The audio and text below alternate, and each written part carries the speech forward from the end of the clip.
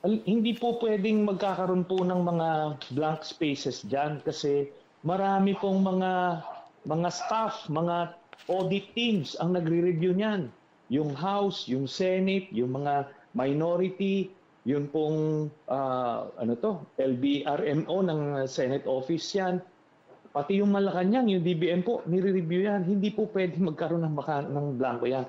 Ang pinapakita po niyang dokumento, ito po yung working matrix na ginagawa nung secretariat ng BICAM para ito yung guide ng mga congressman at senador.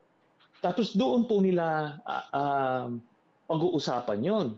Then after that, yun pong yung parang tawagin na nating technical working group, sila na po ang mag-i-incorporate ng iba't ibang amendments na ilalagay na nila dun sa bill.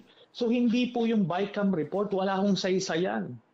Ang pinakang saysay yung nandoon po sa, hindi po yan pinapadala diretso sa Malacanang.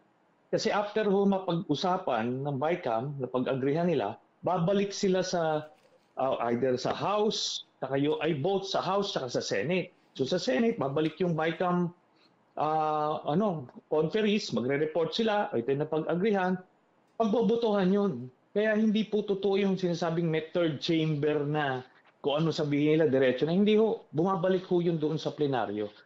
Kaya alam nyo, kwan po ito nagmamagic na naman ito si Duterte.